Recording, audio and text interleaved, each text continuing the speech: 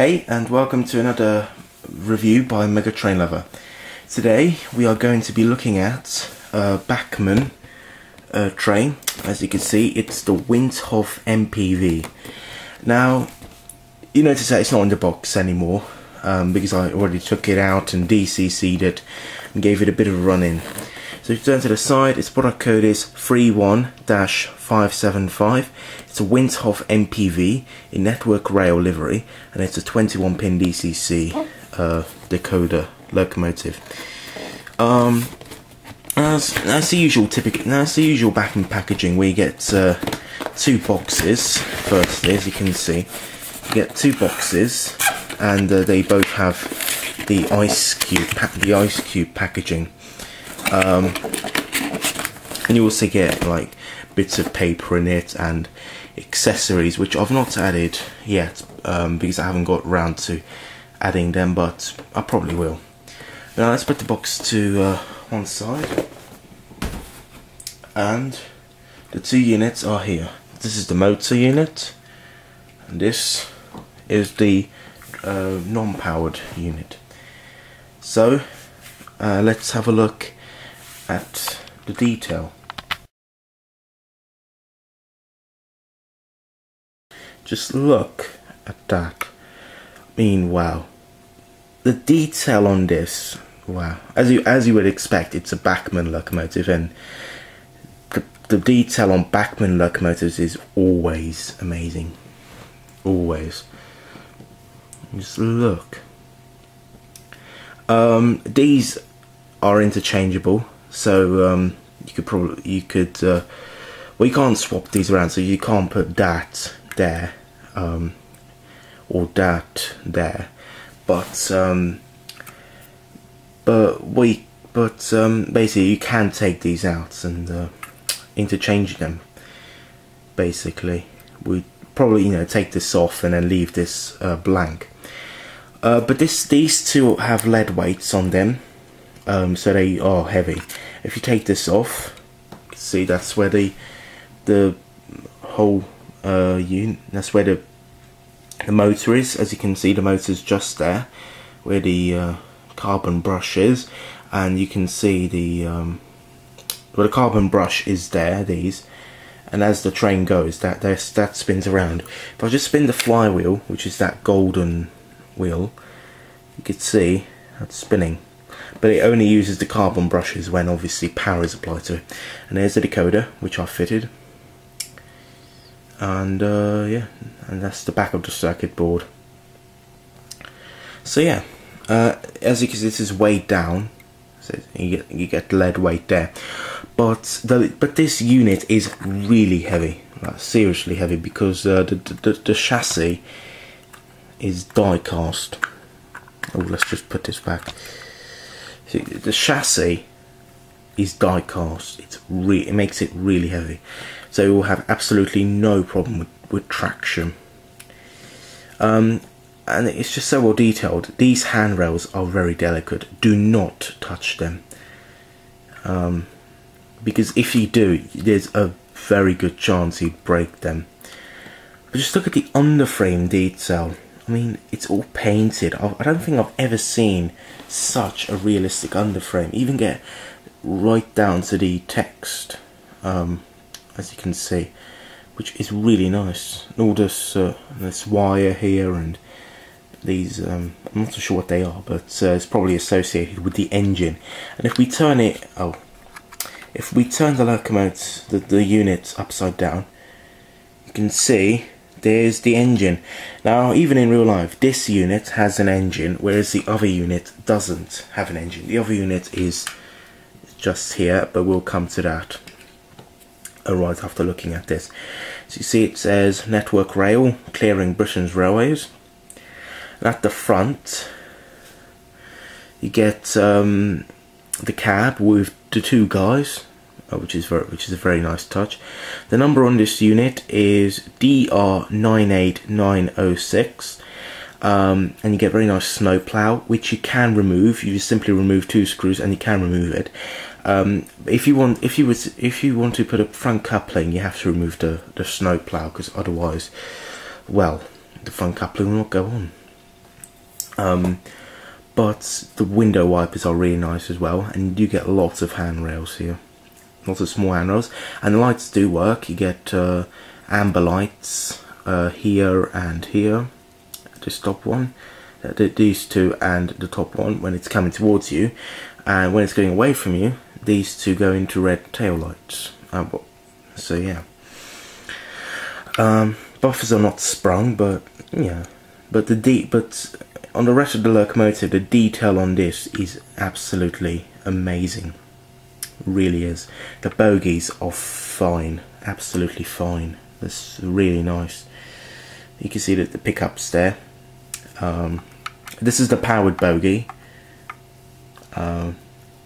This bogie is powered. What you also get is a spare wheel with traction tyres on it. So it's not compulsory to put that on, but say for example, if you have a layout with steep gradients, then you'd need those, because otherwise this would just slip. Because even though it's heavy, it obviously wouldn't really be able to go up the gradients. Only if they're steep gradients. If they're nice gentle ones, then that's okay. But the other bogie is very nice, and that one's not powered, but it does pick up power. So that does ensure smooth running. At the back, you get these things which are very delicate. These, I think they look like barriers to me. And you get this funny sort of coupling system, which has electrical connections, which means that you only need to buy one decoder per 2-car unit. So, which is a bonus. I mean, it's better than buying 2 decoders, because that would cost quite a bit of money. So yeah, but anyway, let's put the motor unit down, and here is the non-powered unit. And even in real life, this doesn't have an engine, as mentioned before. And if we just turn underneath, let's wait for the camera to focus. There we go. As you can see, it's hollow. There's no engine underneath, and this is much lighter. These do not have lead weights in it, and the chassis is plastic. These are interchangeable as well, so you could swap these two. These two can be swapped, but these two can't. What you can do is you can swap these two with that one, and you can probably make it look like as if it's going the other way around, or probably put it to like summer setting or autumn setting or stuff like that. Because these obviously used to clean the leaves off the track during the autumn. Again, very delicate handrails, so do not touch them. Lots of wires underneath. The front of it's very nice. You don't get crew members there, but yeah, that's understandable, because you only get crew members in one end of the train. But you do get very nice horns on both cab roofs. I didn't mention. You get the horns there, which are really nice, and these other things.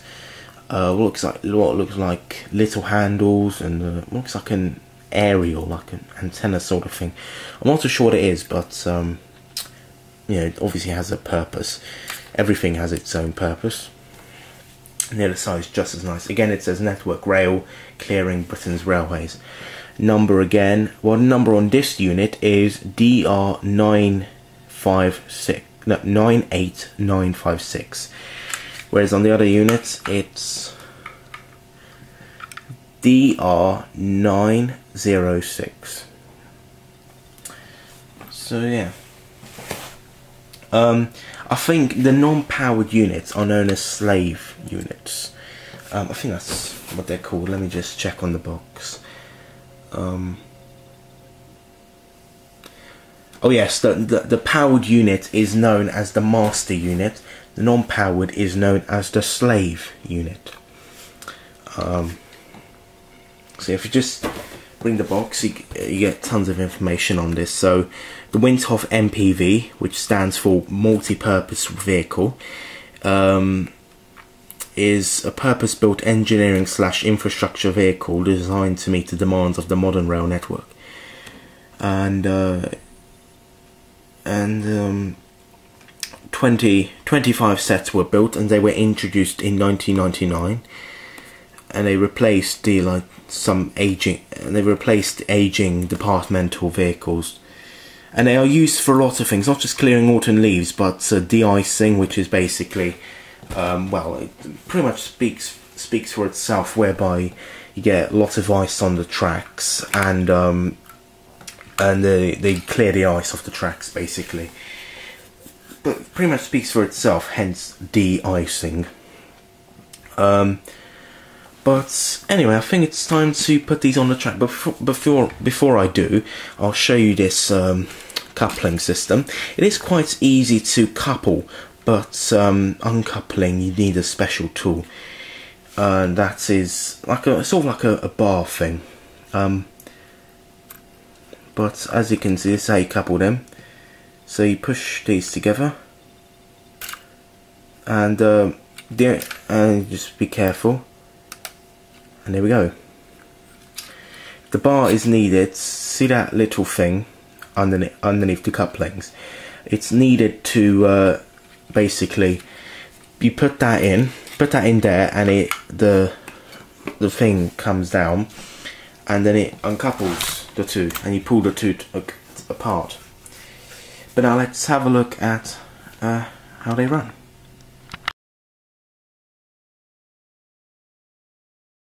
So as you can see, the Windhoff MPV is already on the track, and it is it's a bit difficult to put them on because they've got so many wheels. But with a little bit of practice, it gets easier every time. But now let's plug the controller in and select the number, which is number 26. I'll get up close to it so you can see her lights. So there you go. It looks, although on camera it looks white, they are actually more amber. So you can see, get the top light and the other, and you get 3 lights on the other ones. And if I change direction, you see, you get the 2 red lights. So yeah, that's very nice. But now let's give her some juice and see her go.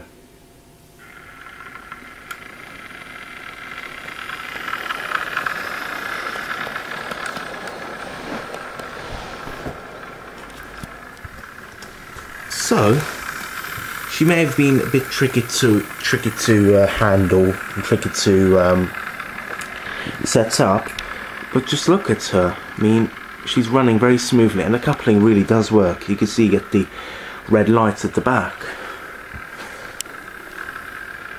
Wow. Let's just see her pass. And this is running in speed. Oh no. Stop, she's derailed. Okay, so something a bit embarrassing happened, but she's kind of derailed. Oh, there we go. Okay, fine, she's okay now. But wow, just as I say, she's running very, very well.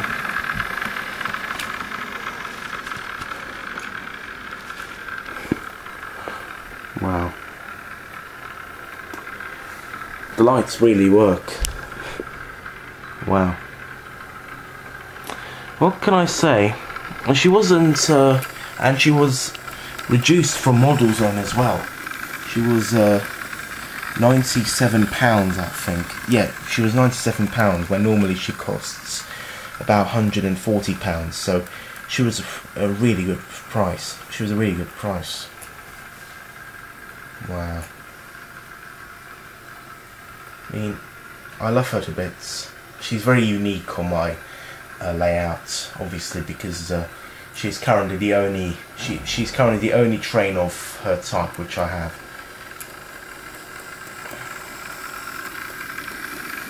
And I'm not talking a diesel train, I'm talking, you know, like a main track maintenance vehicle. Let's see her pass the points.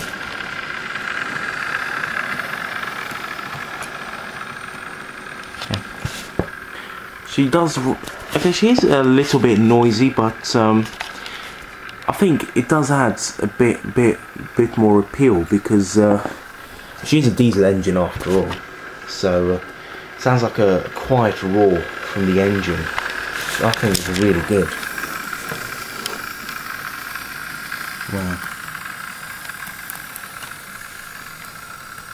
Amazing. Really, really nice.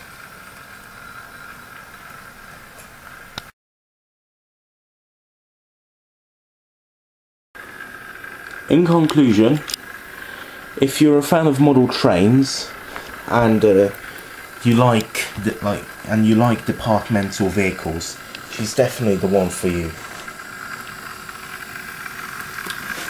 She's so detailed and such a good performer. Wow, there's nothing much to say really. She's just amazing. So let's end this video by seeing her pass, and thanks very much for watching, and see you in tomorrow's review.